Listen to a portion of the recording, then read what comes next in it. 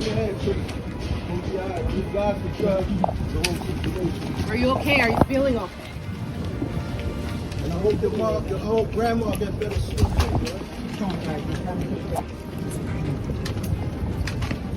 Back up a little bit, please. How can you support your father? How do you support him moving forward?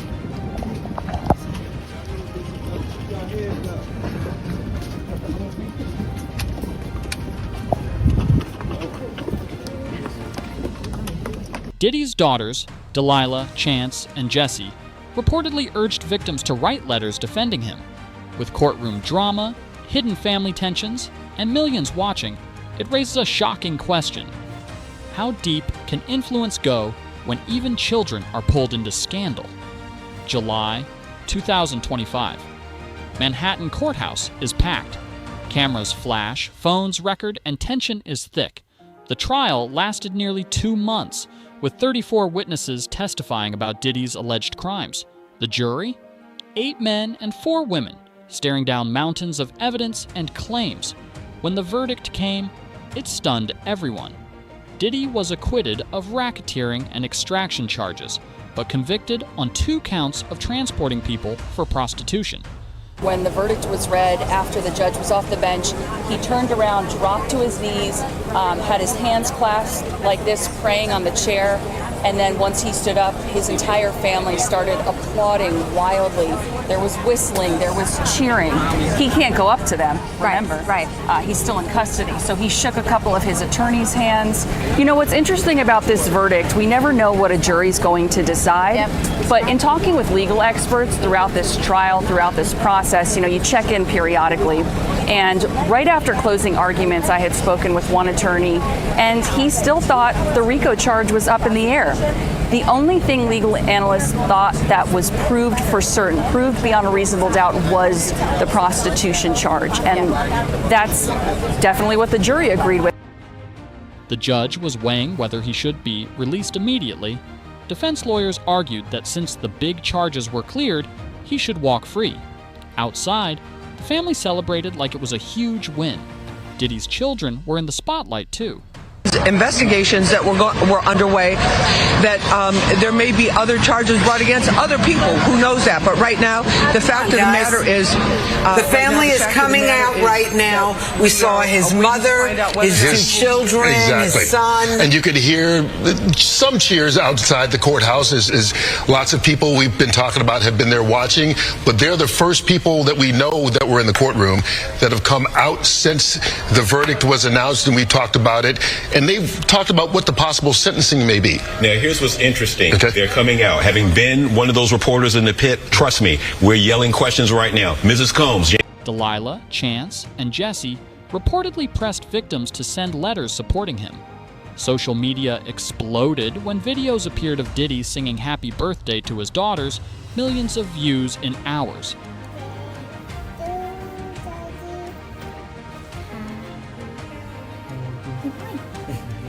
Happy birthday to keep going, yeah. Happy birthday to Daddy. Yay! We love you too. Love you, Pastor. I can't wait to see y'all. Yeah. Can't wait to see y'all. And I'm just want to say I'm proud of y'all. I'm proud of y'all, especially the girls. I mean, all of y'all. But just for being strong. Thank y'all for being strong, and thank y'all for being by my side and supporting me. I love y'all. I got the best family in the world. My birthday, I'm happy. Thanks to y'all giving me this call. Thank you very much. I love y'all. We love you, Lord. Too. Can't wait to see you in a couple of days. I'll see y'all in a couple of days. What do you say? I love you, Daddy. Yeah. I love you too, baby. Again, it's just wild because this is really the first time. Even though he wasn't allowed online during the trial, prosecutors called it a PR stunt, but fans debated whether it was love or manipulation. 2 victims, including Virginia Hewen, even submitted letters supporting his bail. People wondered, were they pressured? Was this voluntary? Reality star Aubrey O'Day didn't hold back, calling the verdict a gut punch. Observers noticed that Diddy's daughters left the courtroom during some of the more graphic testimony. Among those waiting on the edge of their seats for the verdict in the Sean Diddy Combs sex trafficking trial was singer Aubrey O'Day. She starred on Diddy's reality show Making the Band and for years has been going public warning about Combs. Now she tells Inside Edition hearing he may soon go free felt like a gut punch. Pop star Aubrey O'Day is in shock after today's stunning verdict in the Sean P. Diddy Combs trial. I spoke to her minutes after Combs was found not guilty on the most serious charges. What was your reaction to hearing this verdict? It's literally a gut punch. That is not good enough. Let me make it very clear, it's not good enough, okay? We're not normalizing this. O'Day first met Diddy when he picked her to star in an all-female singing group after she competed on the MTV show Making the Band in the early 2000s. You've been speaking out about Sean Diddy Combs, raising alarm bells for years. A lot of good it did me. My heart is with Cassie. She and all the women that testified had to sit on the stand while the world has debated their credibility and worth. Cassie Ventura was a star witness in the sex trafficking trial. She dated Combs for 11 years. On the stand, she claimed she was forced by Combs to take part in so-called freak-offs and have sex with male escorts. She says she often medicated herself to endure sometimes days-long encounters. Combs says the sex was consensual, but this disturbing video showed Combs beating Cassie in the hallway of a hotel as she tried to get away. What would your message be to Cassie and to some of the other victims today? You know, when you're in the environment working with Puff, there were so many abusive things occurring. I don't think I could send any message to any Diddy victims that would be more meaningful than I see you. I'm sorry. O'Day claims that Combs once tried to buy her silence by offering her publishing rights to music on his record label, but she says she declined the deal. Combs has denied her claim. A sign that even family felt the weight of the allegations. The sentencing was set for October 3rd, leaving the public and media buzzing. Some praised Diddy's legal victory, others saw a man who dodged accountability. Either way, questions lingered. Had justice been served, or was this only the beginning of a much deeper story? Brooklyn courtroom, July 2025. The tension is almost physical. Diddy's kids, Quincy, Justin, and Christian, sit quietly, while his daughters Chance, Delilah, and Jessie hang on every word. The public can't stop staring. Family presence isn't just support, it's a statement. Every move, every glance, analyzed. Then there's Ava Barron, the adopted daughter everyone suddenly notices. Rumors swirl. Ava wanted a black father, and Diddy answered that call. Clips surface on Instagram Live showing him kissing Ava on the cheek.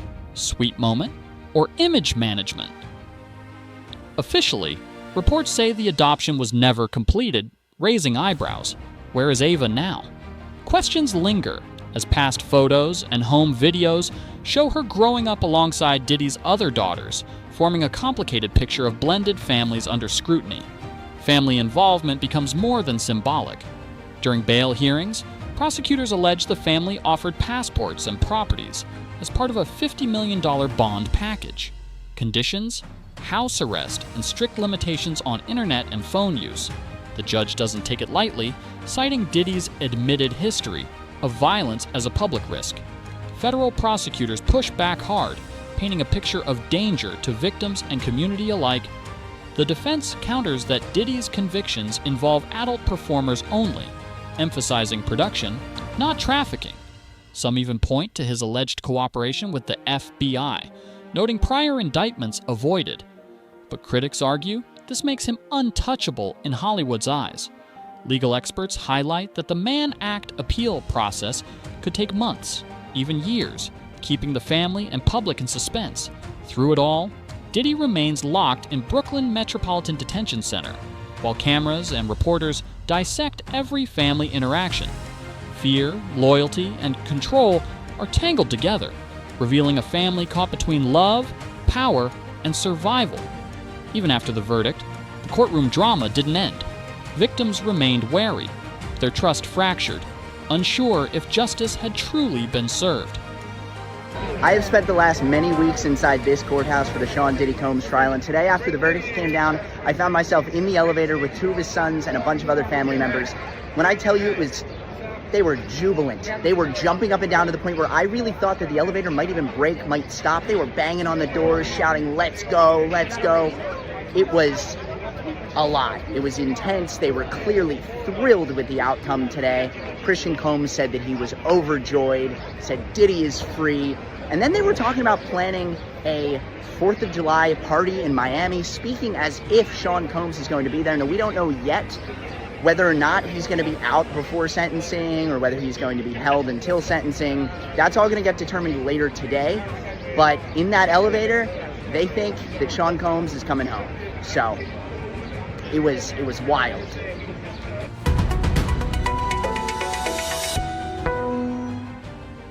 Aubrey O'Day called the outcome a gut punch, her voice echoing online as millions debated what it meant. Fear lingered, especially around the idea that Diddy could retaliate against witnesses, a shadow over every statement made in court. Diddy's daughters, Chance, Delilah, and Jessie, were reportedly pressured to maintain loyalty, their presence both protective and intimidating.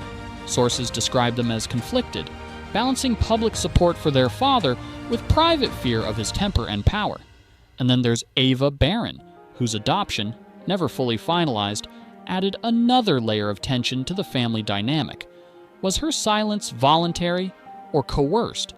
Social media posts from 2024 to 2025 show Diddy's influence online, amplifying family presence while controlling the narrative. The legal scrutiny didn't stop at Diddy. Sons like Justin Combs found themselves named in civil lawsuits, accused of sourcing workers, overseeing freak-off parties, and allegedly participating in the enterprise. Lil Rod filed a civil suit directly naming Justin, pointing to incidents at listening parties where underage girls reportedly faced laced drinks and coercion. Alleged recordings of freak-off sessions surfaced as evidence, showing a chilling system of control where victims' fears were reinforced by family involvement. Cassie Ventura's testimony stood out. She highlighted the danger posed by Diddy's network. November 16th, 2023. Diddy's downfall seemingly began after Cassie Ventura filed a civil lawsuit against him, accusing him of years of SA harassment and rape. The lawsuit also alleges that she was to engage in acts with male adult entertainment workers while Diddy watched himself and filmed the encounters. Cassandra Ventura's lawsuit contains several details that you may find familiar. The document states that Diddy's assistants would set up the freak-offs by preparing hotel suites with baby oil and glide, and that she was supplied with excessive amounts of illicit substances and alcohol. Additionally, Diddy instructed Ms. Ventura to pour copious amounts of oil over herself. Diddy allegedly used several different devices to film the encounters, including Ms. Ventura's cell phone. Her attorney, Doug Wigdor, praised her courage, noting her testimony included graphic and explicit details that illustrated the emotional and physical toll on survivors. In November 2023, it all started to unravel when Cassie Ventura, Diddy's former girlfriend, filed a lawsuit accusing him of years of abuse, manipulation, and violence. What was once whispered in the industry suddenly exploded into public view. Cassie's lawsuit wasn't just an isolated event. It was the first domino in a cascade of allegations that have continued to emerge. Let's break down the key allegations Diddy is facing, starting with the Cassie lawsuit. In her complaint, Cassie claims that Diddy not only physically abused her, but coerced her into disturbing sexual situations, including forcing her to engage with male escorts while he watched and recorded. These allegations, graphic and shocking, were enough to cause a media storm. But what followed was even more disturbing. Defense attorneys insisted these were consensual relationships, but the jury's limited convictions left many feeling justice was incomplete. With sons and daughters entwined in civil suits and public scrutiny, the family's loyalty clashed with accountability. Every bail decision, every press article, and every social media clip reminded the world how complicated safety, influence, and justice had become under one family's shadow. Observers now questioned, could familial loyalty outweigh legal responsibility, and at what cost to the victims? The courtroom buzzed as Diddy's legal team filed their first motion for bail. At first, they requested $1 million, but the judge immediately denied it, citing danger to the community. The team didn't stop there. They pushed the envelope, offering a staggering $50 million bond package, including house arrest at Diddy's Miami mansion. Diddy's legal team has just filed a motion for bail. They're offering $50 million. They're, basically arguing that it's unfair that he's behind bars, given the nature of his conviction. His attorneys are asking the judge to approve the $50 million bond package, and they want him to live on house arrest in his Miami mansion while he waits, for his convictions.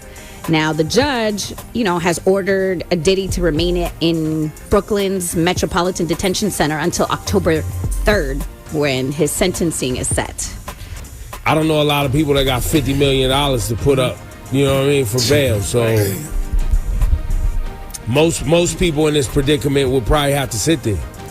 Yeah. And remember, the judge also, cited during the case that Diddy's admitted violence towards his former lovers, including Cassie. He said, quote, "It's impossible for the defendant to show he possesses no danger to any person." The terms were strict.